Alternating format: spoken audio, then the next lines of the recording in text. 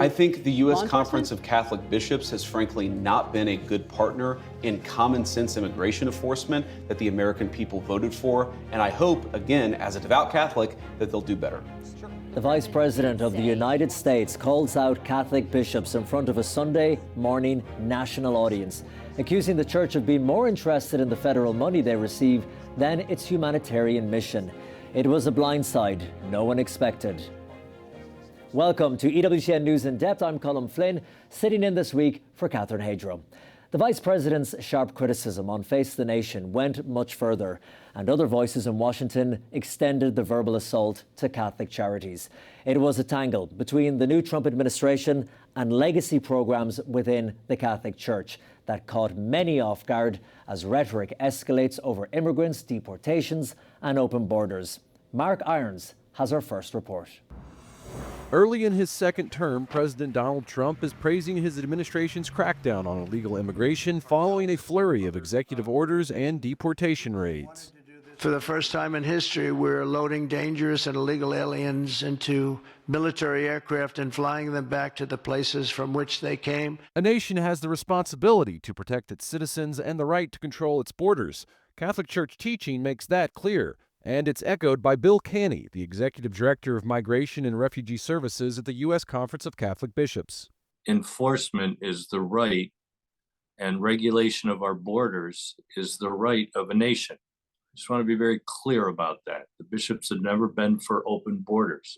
But the Church also recognizes the rights of migrants and refugees, and Catholic bishops are concerned with a number of Trump administration immigration enforcement actions.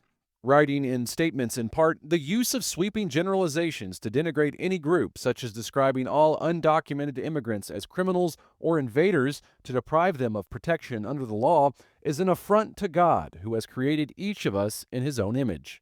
One Trump administration directive allows officials to conduct immigration arrests at sensitive sites, including churches and schools.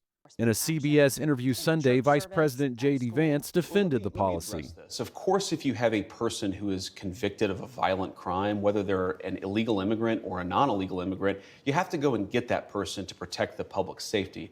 The bishops had previously stated, "We are already witnessing reticence among immigrants to engage in daily life, including sending children to school and attending religious services. All people have a right to fulfill their duty to God without fear."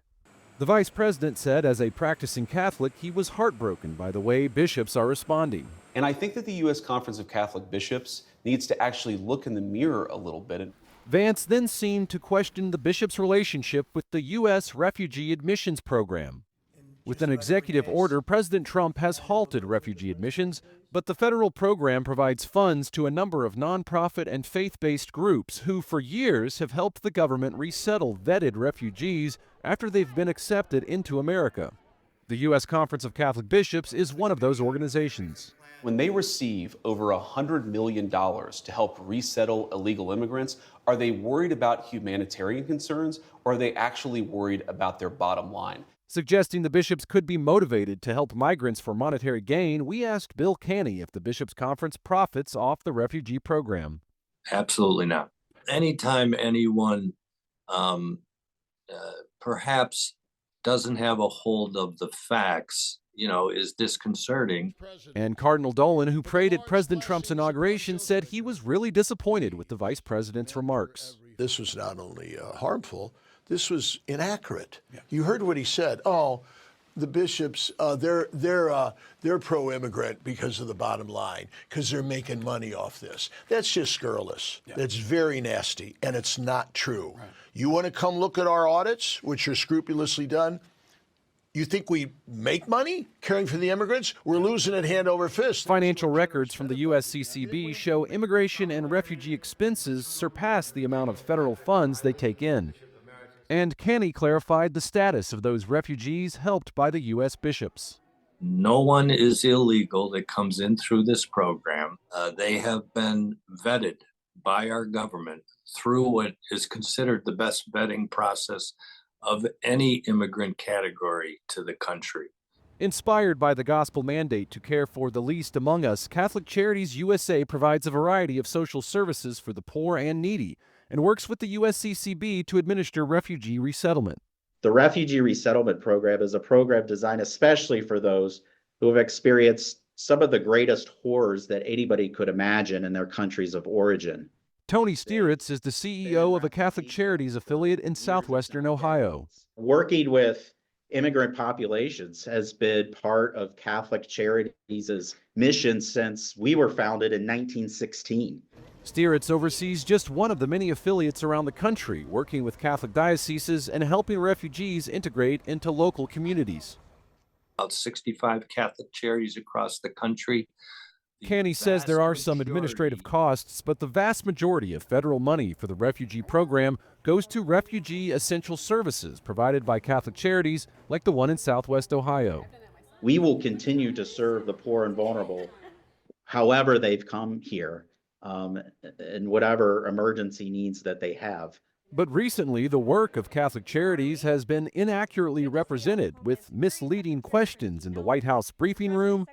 Does the president intend to permanently cut off funding to NGOs that are bringing illegal foreign nationals to the country, such as Catholic Charities? And remarks from members of Congress like Republican Marjorie Taylor Greene, who said her, quote, subcommittee will be calling in Catholic Charities to find out why and to what extent they were helping illegals invade America.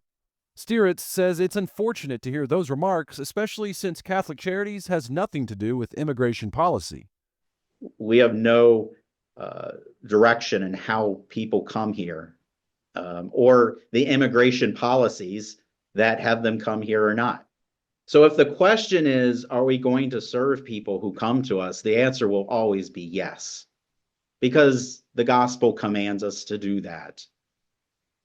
Jesus Christ commanded us to do that. And he says the church will continue to fulfill that gospel mandate, whether or not the government provides assistance. Mark Irons, EWTN News in Depth. Well, in the meantime, Archbishop Timothy Broglio, the president of the U.S. Conference of Catholic Bishops, he defended the bishop's support of migrants. While in Rome, he appeared on an Italian television station this week, and he said that the accusations that the bishops are profiting off government aid to refugees is false. He said the bishops will try to work with Congress to reform immigration law, but that the bishops will provide assistance to those in need because that is what Christ calls us to do. Broglio said the bishops would like to have a face-to-face meeting with the president or the vice president about the issue.